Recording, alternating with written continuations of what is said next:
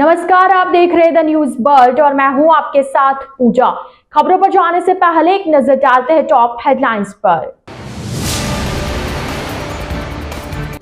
पुरानी पेंशन योजना के लिए एमएलएसयू के पेंशनर्स ने राज्य सरकार की सद्बुद्धि के लिए किया सुंदरकांड पाठ।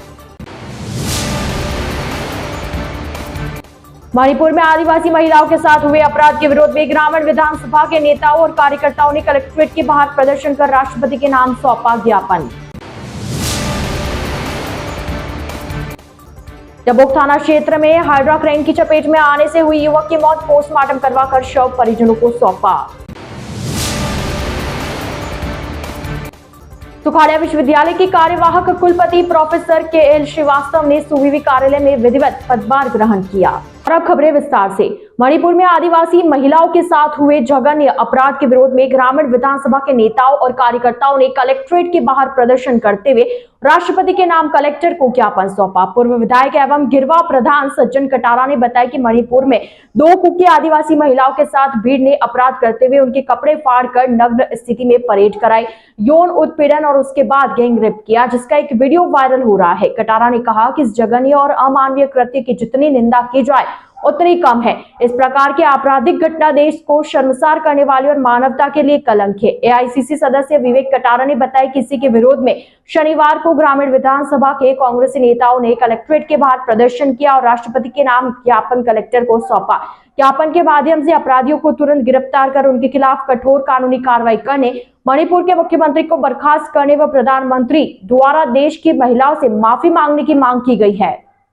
नहीं चलेगी मोदी तेरी गुंडागिर्दी, नहीं चलेगी, नहीं चलेगी मोदी तेरी तानाशाही, नहीं चलेगी, नहीं चलेगी कांग्रेस आई, नहीं चलेगा, नहीं चलेगा महिलाओं। Block Congress committee Girwa, block Congress committee Hiranmangli, youth Congress और एनएसवाई महिला कांग्रेस उदयपुर ग्रामीण के तमाम संगठनों ने आज राष्ट्रपति के नाम से ज्ञापन दिया है। पिछले 78 दिन से जो मणिपुर की हालत है, आप सब उससे वाकिफ़ हैं और मोदी सरकार इस पूरे मामले में मौन है।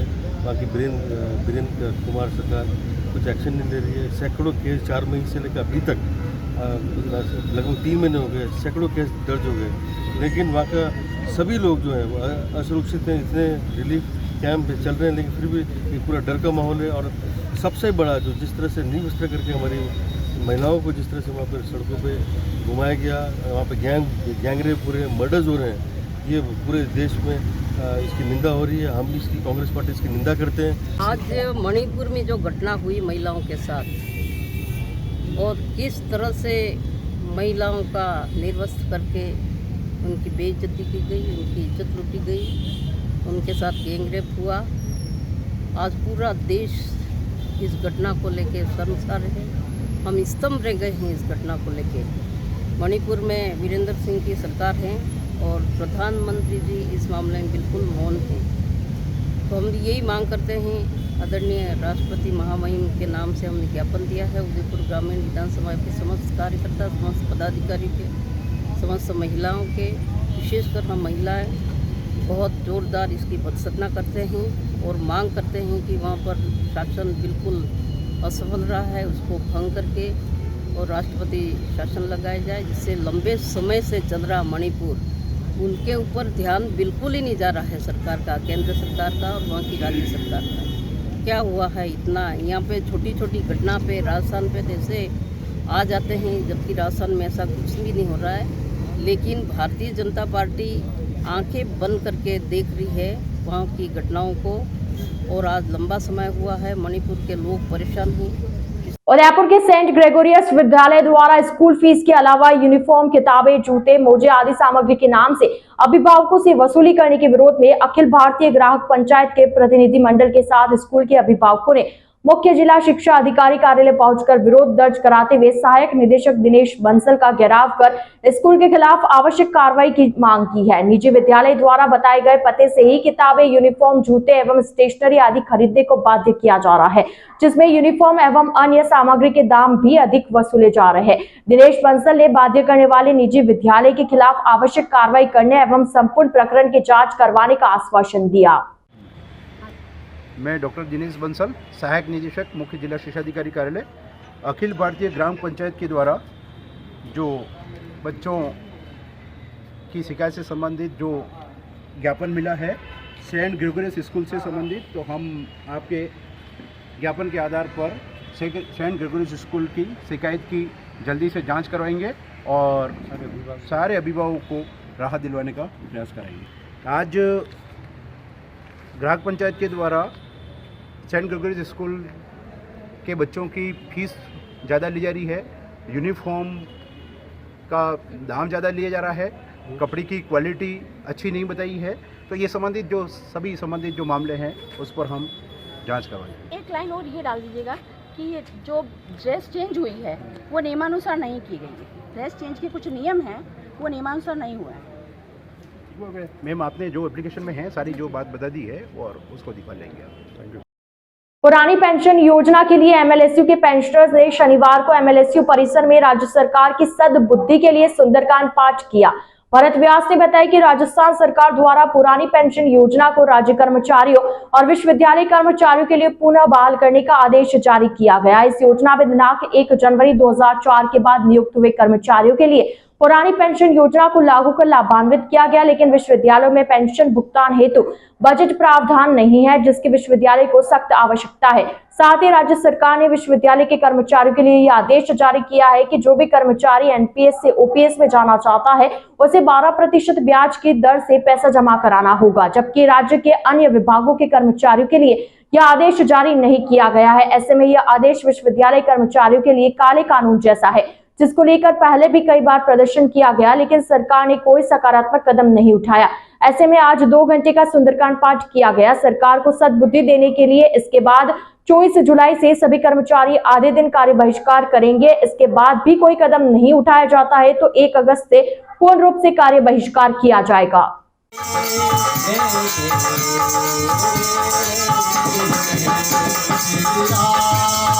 राज्य सरकार ने 2023 में 20/4/2023 को एक आदेश निकाला। उसमें एनपीएस से ओपीएस में जो लोग थे 2004 के बाद वाले, उनको 12% ब्याज सहित पैसा जमा कराना था, जबकि वो पैसा केंद्र सरकार के पास ऑलरेडी जमा है और वो जमा है और हमको वापस कह रहे हैं कि आप वापस जमा करिए 12% ब्याज से। ये काहे का न्याय है?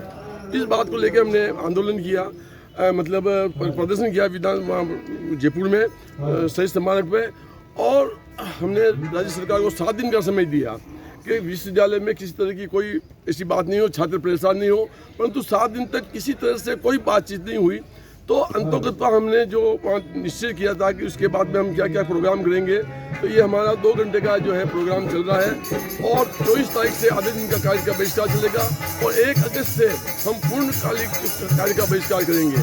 क्या और विधानसभा में भी जो है नरपत सिंह जी राजीव ने ध्यान रखकर प्रस्ताव इस पर रखा है और हम चाहते हैं कि सरकार हमसे बात करे विश्वविद्यालय के कर्मचारियों से, और छात्रों को कोई परेशानी होती है उसके लिए राज्य सरकार जिम्मेदार है। मलातलाई में बिजली की समस्या से परेशान लोगों ने 80 फीट रोड स्थित बिजली विभाग के कार्यालय के बाहर चक्का जाम किया। प्रदर्शन कर रहे लोगों ने बताया कि पिछले कुछ समय से मलातलाई के 80 फीट रोड, राताखेत आदि के क्षेत्रवासी और व्यापारी बिजली की समस्या से काफी परेशान चल रहे हैं। बिजली विभाग द्वारा क्षेत्र में रोज शाम 4 से 5 घंटे तक विद्युत आपूर्ति बंद कर दी जाती है, जिससे लोगों को काफी दिक्कतें आ रही है। साथ ही बिजली का वोल्टेज भी कम ज्यादा होने से घरों और दुकानों में लगे विद्युत उपकरण भी खराब हो गए हैं। वही जब क्षेत्रवासी स्थानीय कनिष्ठ अभियंता गौरव से संपर्क करते हैं तो वे भी कोई संतुष्ट जवाब नहीं देते। साथ ही स्थानीय पार्षद भी आमजन की समस्या का कोई समाधान नहीं कर रहे। ऐसे में शुक्रवार देर रात को आक्रोशित क्षेत्रवासियों ने 80 फीट स्थित बिजली विभाग के कार्यालय के बाहर चक्का जाम कर दिया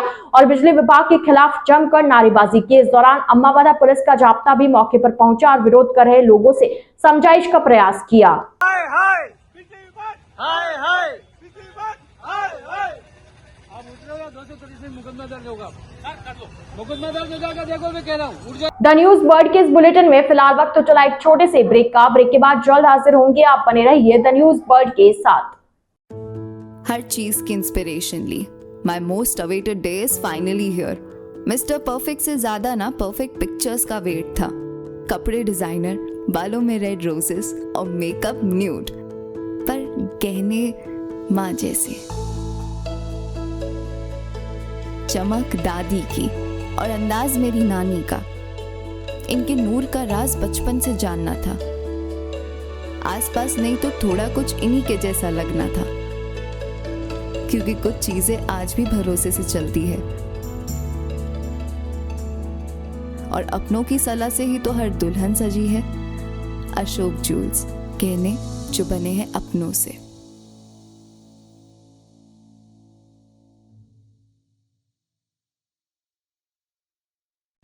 पश्चिमी राजस्थान में पावर की सभी समस्याओं के समाधान उपलब्ध करवाते हुए आभा जेनसेट 2 दशकों से diesel generator, transformer, electric panels एवं पावर कंसल्टेंसी की उत्कृष्ट विश्वसनीय सेवाओं के क्षेत्र में कार्यरत है।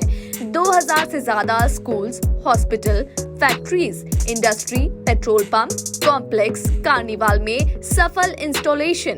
आभा जेनसेट 2000 से ज्यादा संतुष्ट कस्टमर्स का परिवार है। साथ ही पश्चिमी राजस्थान का सबसे ज्यादा बिकने वाला जनरेटर आभा जनरेटर। वोकल के लिए लोकल बने। आज ही संपर्क करें 9414195017 पर या 9829063200 पर। जोधपुर शहर में बेहतरीन चिकित्सा सुविधाओं से युक्त एवं मरीजों का विश्वास Daukiya hospital, a multi speciality centre.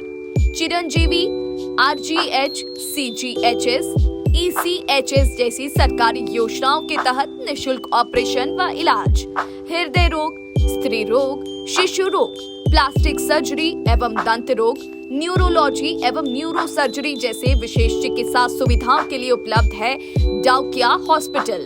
24/7 आपातकालीन सुविधाएं, trauma centre, dialysis, cath lab, CT scan, ICU, CCU, NICU, यह सभी अब संभव है एक ही छत के नीचे। Daukiya hospital multi speciality centre, Pratapnagar toll office के सामने, सुरसागर रोड, प्रतापनगर, जोधपुर।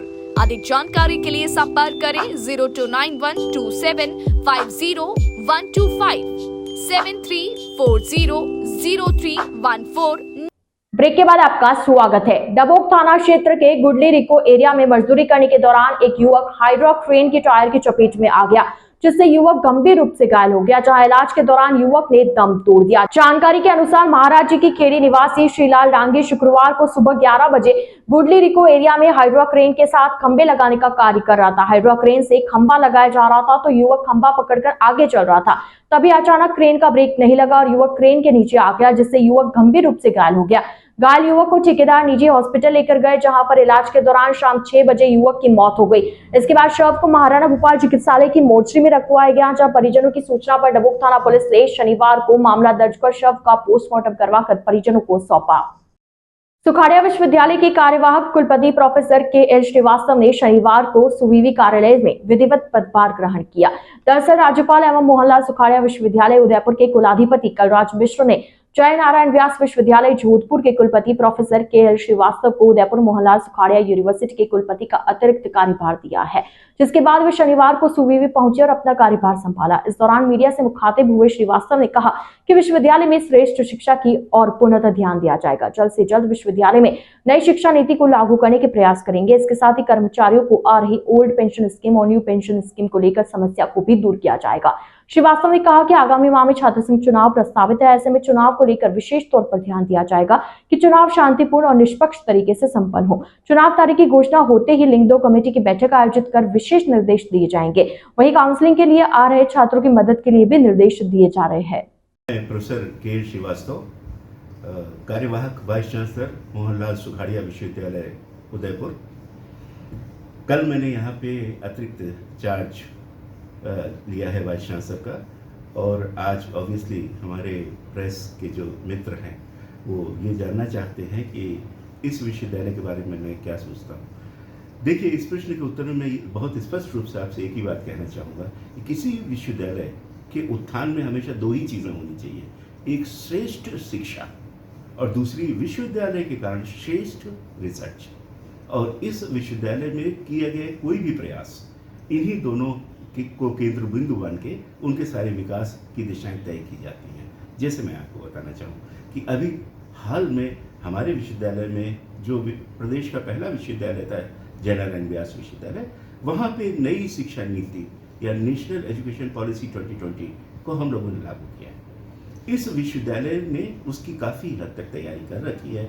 उसकी तैयारी के लिए यहाँ तेजी से प्रयास करके और नई शिक्षा नीति को लागू करने के इस विश्वविद्यालय में प्रयास किए जाएंगे।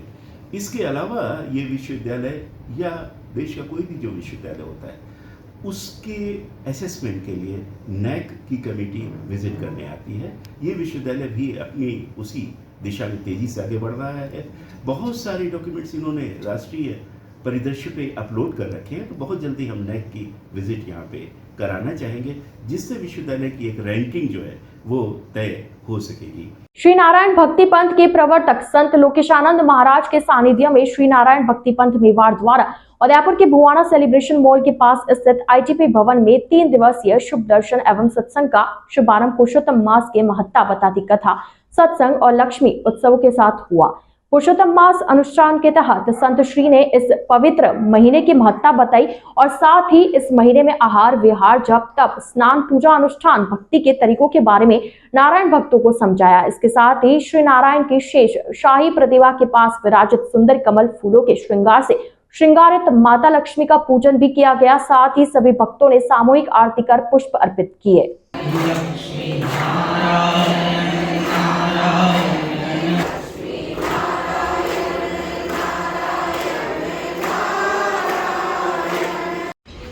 नारायण भक्ति पंथ के प्रवर्तक संत श्री लोकेशानंद जी महाराज 3 दिन के प्रवास पर उदयपुर पधारे हैं और यहाँ पर आईटीपी भवन में 3 दिवसीय उनका कार्यक्रम रहने वाला है।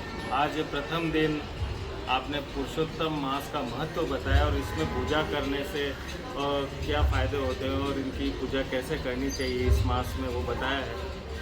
और आज लक्ष्मी उत्सव कार्यक्रम था जिसके अंदर लक्ष्मी जी की महापूजा की गई। कल इसके दूसरे दिन ब्रह्म उत्सव रहने वाला है और एक पद्म पूजा रहने वाली है तीसरे दिन। और इसी में कल जो अंतमति सुगति, कल गुरुजी इस विषय पर हमारे सत्संग प्रदान करेंगे और परसों कैसे पारिवारिक जीवन में रहते हुए हमें भक्ति करनी चाहिए और किस प्रकार हम भगवान की भक्ति करें, इस बारे में तीसरे दिन आप गुरुजी का हमें मार्गदर्शन प्राप्त होगा। अंतिम दिन मंत्र दीक्षा का कार्यक्रम भी रखा गया है। जो भी उदयपुर के जो सम्मानित गण यहाँ पधार रहे हैं, मंत्र दीक्षा लेना चाहते हैं, वह 23 तारीख सुबह गुरुजी मंत्र दीक्षा प्रदान करेंगे। पवित्र पुरुषोत्तम मास एवं अधिक मास का शुभ संयोग होने के साथ ही उदयपुर की धड़कन कही जाने वाली फतेहसागर झील के लबालब होने की खुशी में नीम फाउंडेशन उदयपुर की ओर से फतेहसागर झील में नौका विहार करते हुए सुंदरकांड पाठ का आयोजन किया गया। नीम फाउंडेशन की फाउंडर रोशनी बारोट ने बताया कि पूर्व में भी फतेहसागर खाली था, तब उसके भरने की कामना के लिए सुंदरकांड पाठ का आयोजन किया गया था और फतेहसागर छलकने के बाद उस खुशी में सुंदरकांड पाठ नौका विहार करते किया गया। लेकिन इस बार फतेहसागर भरने के साथ ही पवित्र पुरुषोत्तम मास होने से भक्तों में यह आनंद दुगना हो गया। नौका विहार करते हुए महाकालेश्वर मंदिर के राम भक्त उपासक मंडल के सदस्य चेतन जेठी, डालचंद, आशुतोष, रोमित शर्मा, बलवीर, प्रिंस, उमा, रंजित सिंह, यशोदा, कविता एवं भक्तों द्वारा संगीतमय सुंदरकांड पाठ किया गया। सुंदरकांड पाठ के दौरान नाव झील में चक्कर लगाती रही तो इधर नाव में पाठ पर ढोलक को थाप और मंजीरों को आवाज के साथ ही हिलोरे मारती नाव ने सभी को आनंदित कर दिया। सुंदरकांड के बाद भगवान राम और गंगा आरती कर सभी को प्रसाद वितरित किया गया।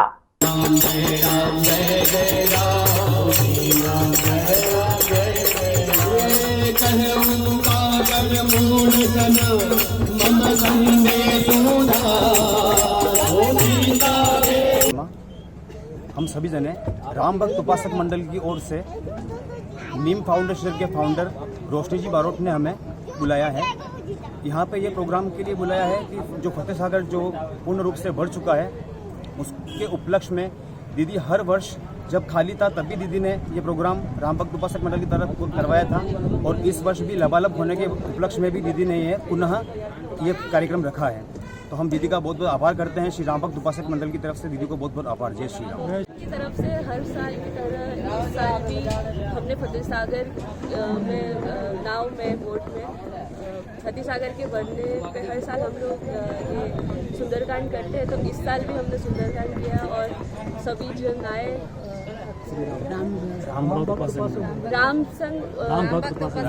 राम भक्त उपासक मंडली और सभी का साथ रहा और भजन और कीर्तन और सुंदरकांड के